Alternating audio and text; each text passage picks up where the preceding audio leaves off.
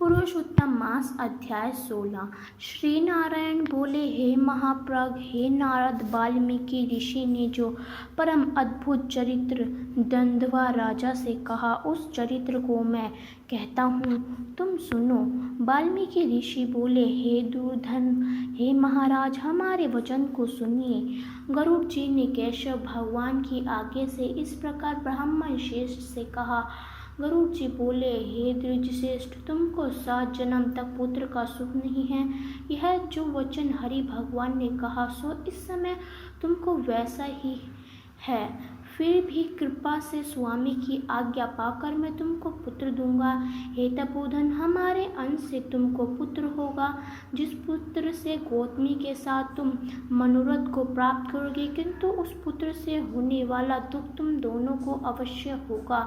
हे द्विजोदल, तुम धन्य हो जो तुम्हारी बुद्धि हरि भगवान में हुई।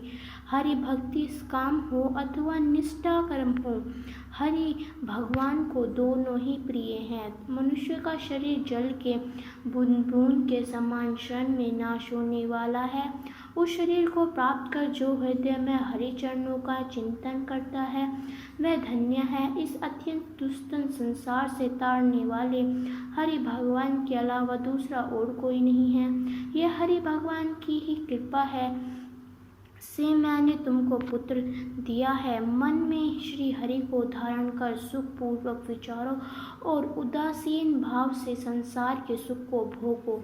वाल्मीकि ऋषि बोले, गौतमी और सुदेव दोनों स्त्री पुरुष को देखते देखते उत्तम वर को देखकर उसी समय गरुड़ पर सवार होकर भगवान हरि शीघ्र ही वैकुंठ को चले गए। सुदेव शर्मा भी स्त्री के साथ अपने मन के अनुसार पुत्र स्वरूप वर को पाकर अपने घर को आया और उत्तम गृहस्थाश्रम के सुख को भोगने लगा। कुछ समय बीतने के बाद गौतमी को गर्भ रहा और 10वां महीना प्राप्त होने पर गर्भ पूर्ण हुआ।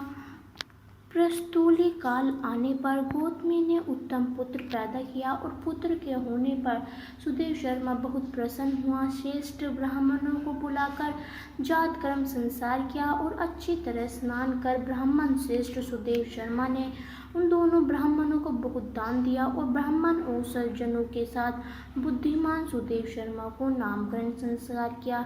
कल्पायु गरुड़ जी ने प्रेम से यह पुत्र हुआ था। शरतकालीन चंद्रमा के समान उद्योग और प्राप्त तेजस्वी यह सुख के सदोष है। इसलिए मेरा यह प्रिय पुत्र सुखदेव नाम वाला हो। माता के मन को आनंद देने वाला वह पुत्र पिता के मनोरथों को साथ साथ शुक्ल पक्ष के चंद्रमा के सामने बढ़ने लगा। पिता ने हर्ष के साथ उपनयन संसार कर गायत्री मंत्र का उपदेश दिया। बाद वह बालक वेदारंभ संसार को प्राप्त कर ब्रह्मचार्य व्रत में स्थित हुआ। उस ब्रह्मचार्य के तेज से युक्त बालक साक्षात दूसरे सूर्य के समान सुशोभित हुआ। बुद्धि सागर उस बालक ने वेद का अध्ययन प्रारंभ किया।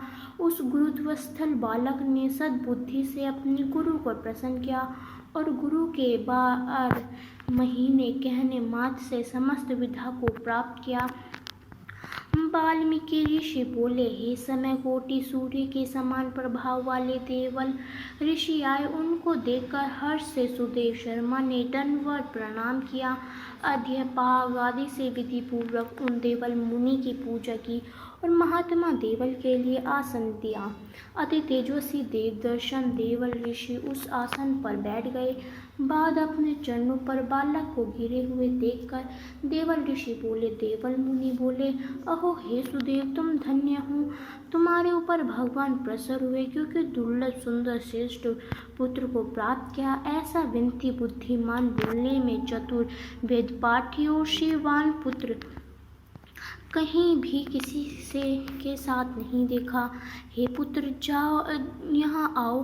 तुम्हारे हाथ में यह कुतो क्या देखता हूँ? सुंदर छत्र दो चामर यव रेखा के साथ कमल जानू तक लौटने वाले हाथी के सूंड के समान ये तुम्हारे हाथ कान फैले हुए विशाल नाल नेत्र शरीर गोलाकार का त्रिवली से युक्त पेट है। इस प्रकार बालक के विषय में कहकर उस ब्राह्मण को उत्कंठित देखकर देवल ऋषि फिर बोले, अहो ए सुदेव, यह तुम्हारा लड़का गुणों का समुद्र है, कंधा और कोप का संधि स्थान कुंड है, शंख के समान उत्तर चढ़ाव युक्त गला वाला, चिकन टेढ़े सिर के बाल वाला, ऊंची छाती, लंबी गर्दन, बराबर बैल समान कंधा, इस तरह समस्त लक्षणों से युक्त यह पुरुष श्रेष्ठ भाग्य का निधि है।